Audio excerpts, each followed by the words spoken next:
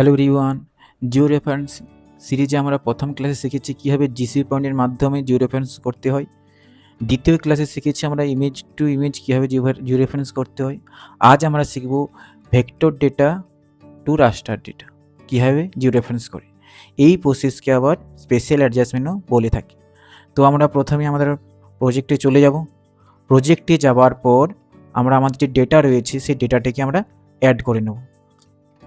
ম্যাপে গিয়ে আমরা অ্যাড ডেটা,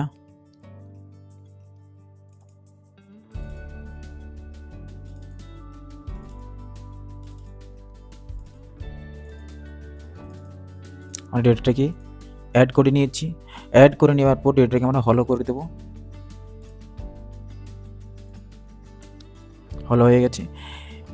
এরপর আমরা ডেটাটাকে চেক করব যে ডেটাটি আমাদের প্রপার লোকেশন ওপেন হয়েছে কিনা।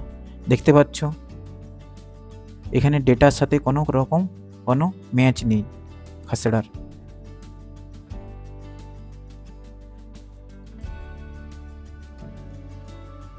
তাই আমরা কি করব, এই যে ভেক্টর ডেটা রয়েছে এই ভেক্টর ডেটাকে আমরা জিও রেফারেন্সিং করব।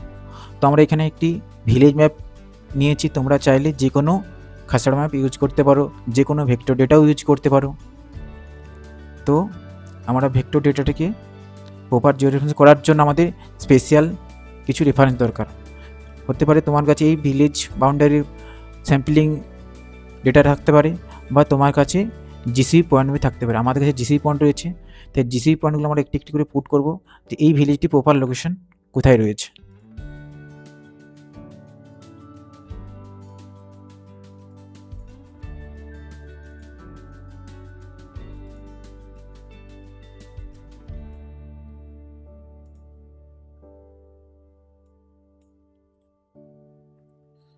জিসিপি এর মাধ্যমে আমরা কি করতে পারবো, ভিলেজটির প্রপার লোকেশন কোথায় সেটা আমরা চিহ্নিত করতে পারবো। দেখতে পাচ্ছ ভিলেজটির প্রপার লোকেশন কোথায় রয়েছে, এখানে রয়েছে। তাহলে ভিলেজটিকে আমরা মুভ করে নিয়ে যাব তার লোকেশনে। সিলেক্ট অল, আমরা মুভ টুলের মাধ্যমে ভিলেজটার প্রপার লোকেশনে ভিলেজটিকে মুভ করে নিয়ে আসবো। ভিলেজ প্রপার লোকেশন কোথায় রয়েছে দেখতে পাচ্ছি, এখানে রয়েছে। এরপর আমরা ভিলেজটিকে প্রতিটি পলিগন অ্যাকর্ডিং ম্যাচ করানোর চেষ্টা করব।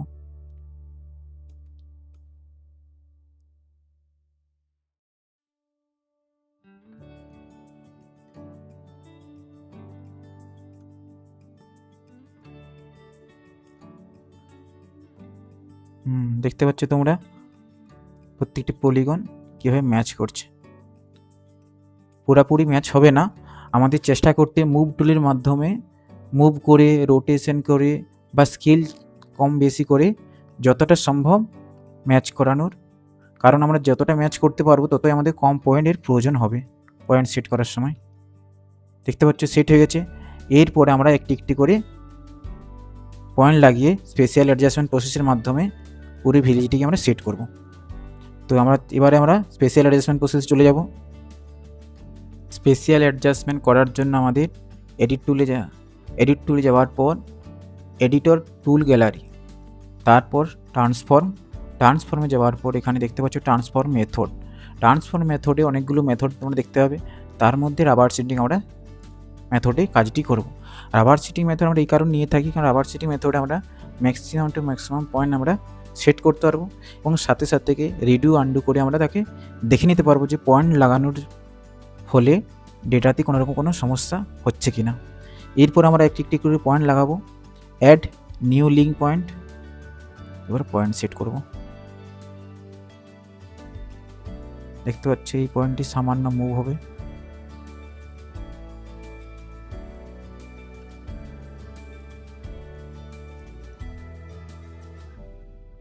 সবসময় আমাদের চেষ্টা করা উচিত দূরে দূরে আর জংশন পয়েন্টে পয়েন্ট লাগাতে উচিত, কারণ জংশনটা আমরা যদি পয়েন্ট সেট করি তাহলে ডেটাটি অনেকটি মুভ হবে, এবং মুভ হওয়ার ফলে কী হবে, প্রত্যেকটি পলিগন সেট হয়ে যাবে।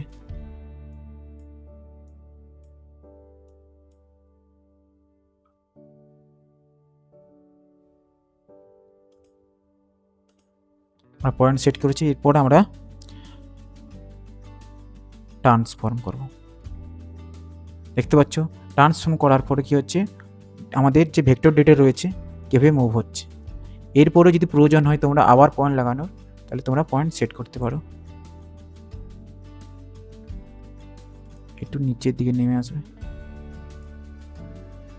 এরপর ট্রান্সফর্ম। দেখতে পাচ্ছ এইভাবে যে কোনো ভেক্টর ডেটাকে তোমরা স্পেশাল অ্যাডজাস্টমেন্ট প্রসেসের মাধ্যমে আমরা জিও রেফারেন্সিং করতে পারবো। তো এই ছিল আজকের class. Thank you watching my video.